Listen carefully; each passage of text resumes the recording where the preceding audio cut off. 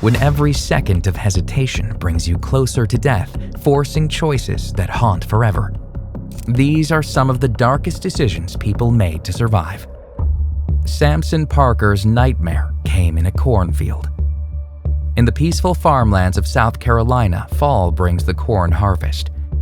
One day, in early September 2007, started like any other for Samson Parker. He stepped away from work to harvest some corn at his farm, a routine task he'd done countless times before. Everything was going great. I mean, it was just picking the corn, the machine was running perfect, and the big ears of corn was just shooting in the back of the wagon like it was supposed to. What happened next would test the limits of human survival, forcing Samson to make an unthinkable choice. The first warning came as a subtle jam in his corn picker. Most days, Samson would shut off the machine, a safety ritual as natural as breathing. On that dreadful day, something pushed him to leave it running. The other times when it clogged up, I always kept the corn picker cut off. This time, I thought by turning the machine on that the rollers would take the corn stalk through, and it didn't. When he grabbed a hold of the corn stalk and pulled down, he couldn't get the corn stalk to come out. Then he pushed up, and in a split second, it pulled his hand up into the rollers. Steel teeth ripped through his glove, then flesh, then bone. Each grinding second brought fresh waves of agony as the machine consumed his hand. The machine's rollers gripped tighter and tighter, sending waves of pain through his body unlike anything he'd ever felt. It was very painful. I was panicked. I was like, if I don't get free pretty soon, I'm gonna bleed to death right here. Trapped and alone, Samson fought desperately for survival.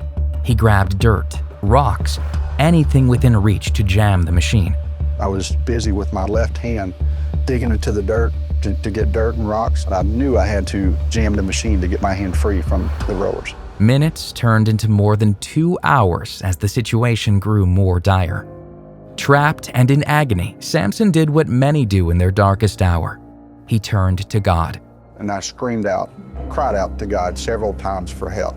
I was so scared that I was going to die there, and my family, my wife Leanne and Samson Jr. coming down finding me on the farm. Fear gripped him harder than the machine as he pictured his family discovering his body. Very many people knew I was down at the farm that day. I was going to do whatever it took to get free from that machine. Desperation sparked an idea. Samson spotted a metal pin connecting the trailer to the picker.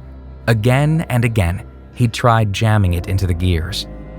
Each failed attempt brought fresh waves of pain until finally, the gears ground to a halt. Victory turned to more terror within seconds. His hand remained trapped while the machine sparked dangerously, igniting the dry corn stalks below. Now trapped between grinding metal and rising flames, Samson faced an impossible choice, one that would change his life forever. Fire will make you do things that you never thought you would ever do. With trembling fingers, he reached for his pocket knife. What followed pushed human endurance beyond its breaking point. When I screamed out to God to help me, it was like God took my left hand and I brought it out and just jammed it into my forearm. And that was painful. My hand being ripped apart by the rollers, that was painful. My leg being on fire and my arm being on fire and burning and the skin melting like plastic, as you can imagine, that was painful. But when I hit those nerves in my forearm, that was pain. Freedom came at a devastating price. Yet Samson's ordeal wasn't over. Bleeding profusely, he drove to the nearest road where countless cars passed by, ignoring his desperate pleas for help. Divine intervention arrived in the form of an off-duty EMT and a nurse, angels in human form who kept death at bay until help arrived. Today, Samson walks a different path. Although he bears the physical scars, there's a profound spiritual transformation that changed not just his life, but his entire family's destiny. Moving from South Carolina, we turned to Utah, where a desperate fight for survival left an entire nation in shock.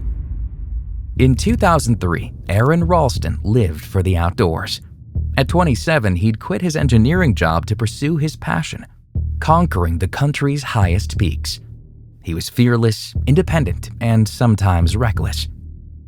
Deep in Utah's Blue John Canyon, Aron ventured alone through the narrow canyon, carrying just 1 liter of water, 2 burritos, some chocolate, headphones, and a video camera. No phone, no emergency beacon. No one knew where he was. In a 3-foot-wide canyon section, fate struck. I go from being out on a lark in a beautiful place and just being so happy and carefree to like, oh shit, I fell a few feet in slow motion. I look up and the boulder is coming. An 800-pound boulder dislodged, pinning his right arm against the rock wall. The initial pain exploded through him. If you've ever crushed your finger in a door accidentally, he recalls, this was times 100. Hours became days. Each sip of water meant life or death. Nights brought bone-chilling 40-degree Fahrenheit temperatures and haunting solitude. His mind waged war between rational problem-solving and creeping desperation. By day 5, death felt certain. His trapped arm had become a grotesque reminder of time running out. I brushed some grit from my trapped thumb, and a sliver of flesh peeled off like the skin of boiled milk. The knife just slips into meat of my thumb like it's going into room temperature butter. My hand is almost jellified. The knife tip goes in and psst, the gases from decomposition escape, and there's this putrid smell. In his final night, delirious from hunger and cold, a vision pierced his darkness. A small boy, his future son, waiting to be held. This glimpse of possible future ignited something primal. Day 6 brought the transformation from calculated survivor to desperate fighter. His blunt multi-tool knife couldn't cut through bone, but rage revealed another way. I go into this rage. I'm in this hyper-emotional state after all this regimented discipline to keep it together.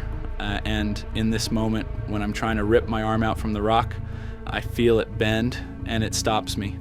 That's it. I can use the boulder to break my bones. For an excruciating hour, he became his own surgeon. First, violently breaking his bones against the very boulder that trapped him. Then, severing through muscle, tissue, and nerves with a dull blade. The pain was transcendent. No longer his arm, just an obstacle between him and survival. Incredibly, after freeing himself, he still had to rappel down a 65-foot cliff and hike miles through desert heat before Dutch tourists found him. Today, Ralston's prosthetic arm tells a story of transformation. He's a better climber now than before, but more importantly, he's a changed man. His prophetic vision became a reality. His son Leo represents everything he fought to live for. People ask if I regret going alone that day. I found something out there that beyond survival, found out who I really am. If Aron's battle pushed human limits, then in Antarctica, another life and death decision would shatter them entirely. In 1961, during the height of the Cold War, 27-year-old Russian surgeon Leonid Rogozov joined the 6th Soviet Antarctic expedition. His mission? Help build the new Novolazarevskaya station base at the Skurmacher Oasis alongside 11 other team members. As the polar winter set in, Rogozov's health took a devastating turn. Fatigue and nausea struck first. Then came the searing pain in his right abdomen. As the only doctor on the expedition, he knew immediately: acute appendicitis. No help could reach him. Ships would take 36 days to arrive, and blizzards made flying impossible. His appendix could burst at any moment, guaranteeing death. He made an unthinkable decision. He would operate on himself. With only local anesthetic for his abdominal wall, Rogozov began cutting into his own flesh. His assistants, who lacked medical training, stood by, pale in their surgical whites. They had handed him instruments, helped position a lamp, and hold a mirror with which the doctor had planned to use the reflection of to see what he was doing. When the mirror proved useless, he worked by touch alone, without gloves, fighting unconsciousness every few minutes. The bleeding is quite heavy, but I take my time. Opening the peritoneum, I injured the blind gut and had to sew it up. I grow weaker and weaker. My head starts to spin. Every 4 to 5 minutes I rest for 20 to 25 seconds. Finally, here it is. The cursed appendage. With horror, I noticed the dark stain at its base. That means just a day longer, and it would have burst. After 2 grueling hours, Rogozov completed the surgery, down to the last stitch. Before allowing himself to rest, he even instructed his assistants on cleaning the surgical instruments. Remarkably, he returned to his regular duties just 2 weeks later.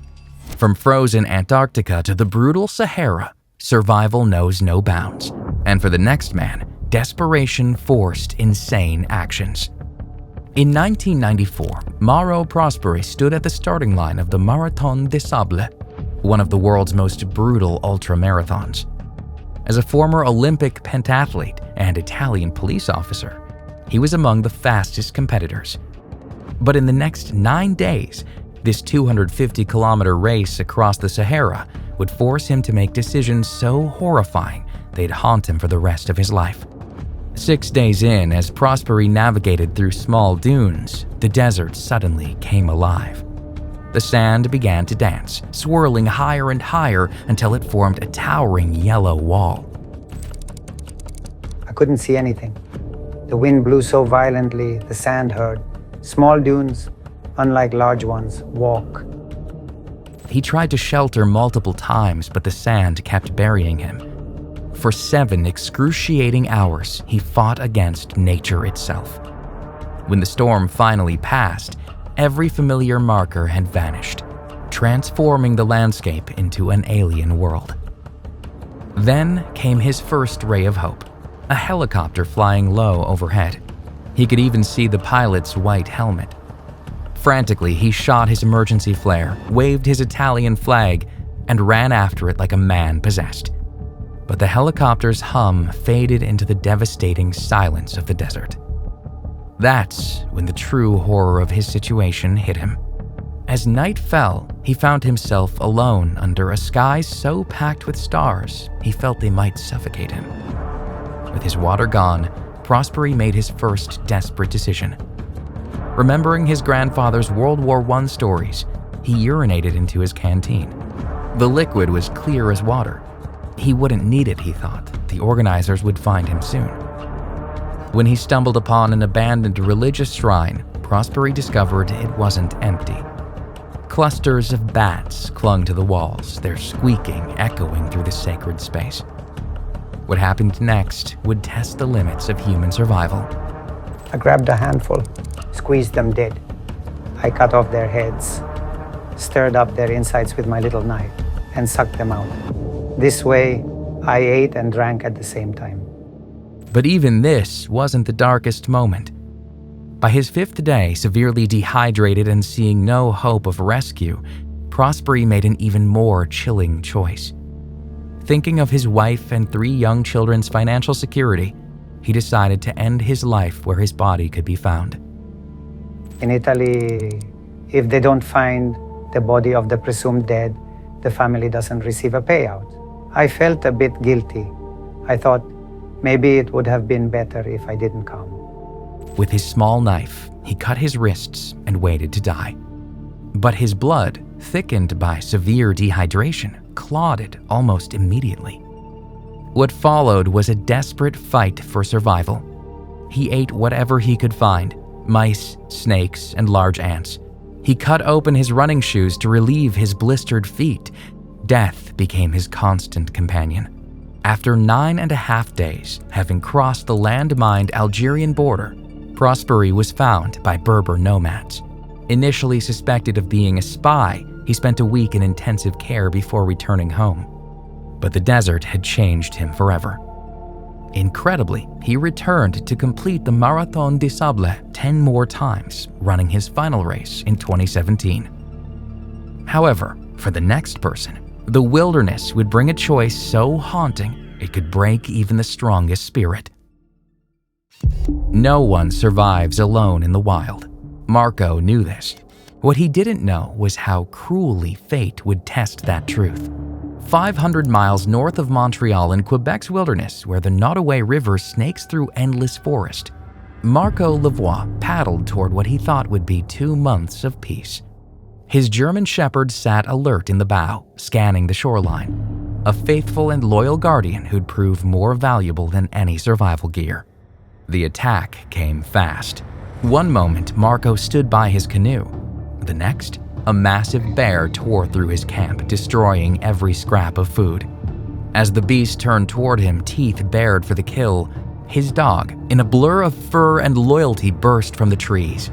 He charged the bear, saving Marco's life in a display of courage that would make the next few days even harder to bear. 3 days without food. 3 days watching his strength fade. 3 days knowing there was only one way to survive.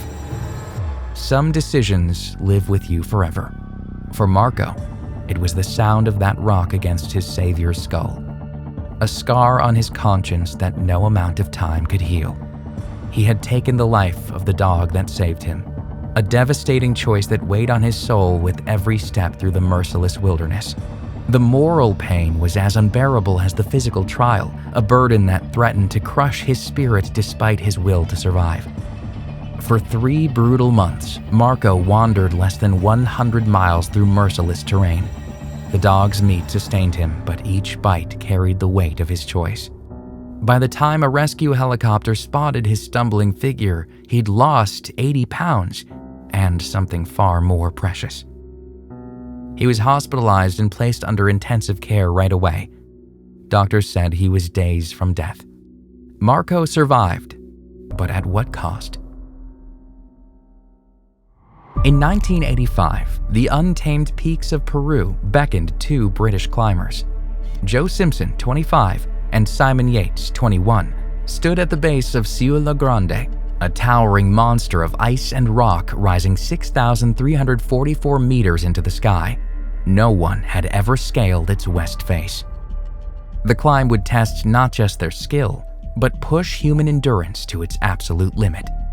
Neither climber knew they were about to face a moral choice that would haunt them forever. They had reached the summit, an extraordinary triumph, conquering a climb no one else had dared or achieved. But seasoned climbers know the descent is the real test, and for them, this one would push both body and soul to their limits. The weather turned. A blizzard erupted, the temperature plunged, fierce winds battered them off balance, and visibility vanished in a whiteout. Simon took the lead, guiding each step as Joe followed close behind. And then everything changed. Joe lost his footing, and in an instant, his leg snapped. It was the worst possible injury at the worst possible time. The pain was unbearable. My right leg locked backwards, my crampons maximizing the force. It punched my tibia up into my femur, and it carried on through my knee joint. I tore my anterior cruciate ligament, damaged my peroneal nerve, destroyed 2 menisci in my knee, and fractured my heel and ankle. The pain was excruciating. A violent storm swept in, temperature plummeting, visibility near zero. Joe's leg shattered. Each movement is pure agony. Initially, the 2 were equal partners, and now one of them was severely injured. Simon refused to leave his friend, lowering him down the mountain foot by foot. After around 1 hour, they were roughly 91 meters down. They only had to repeat the small movements 10 more times to get to the base of the mountain. Nonetheless, what they didn't know is that they were in line with an ice cliff sticking out right from the slope. In the pitch black, disaster struck. Joe slipped into a deep crevasse. Simon, anchored above, felt the full weight of his friend pulling him toward the edge. Hour after hour, the rope cut into the ice. Simon's strength is fading, the brutal cold numbing his hands. A crucial moment arrived. He had a tough decision to make. If Simon kept holding the rope, he too would be pulled into the crevasse. But if he cut it, Joe would inevitably fall to his death. The choice of decision tormented Simon. Abandoning his friend was the last thing he wanted to do, but the situation seemed hopeless. Despite not wanting to let his friend go, there was no other choice. None at all. It was at this point that he cut the rope. Simon descended alone, carrying the weight of his decision. At base camp, he grieved, anguished by the choice he made that day. 4 days passed. Simon prepared to leave, to face their friends and Joe's family back home to explain why he returned alone. Then, through the morning mist, something impossible. A figure crawling toward camp, more dead than alive. Miraculously, Joe Simpson had survived a 150-foot fall into the crevasse, climbed out, crawled 6 miles across a glacier with a shattered leg, no food, no water, just pure will to live. Would I have cut the rope? In Simon's situation, without a doubt. My only criticism is that it took him more than an hour to remember where the knife was. Simpson lost 35% of his body weight but lived to tell his tale. Years later, he reflected, people have this idea of what survival is about, but the reality is that it's brutal. You don't only learn that you're strong, but that you're incredibly weak too. He turned his experience into a bestseller, Touching the Void. Today, it highlights both the brutal choices survival demands and the incredible resilience of the human spirit.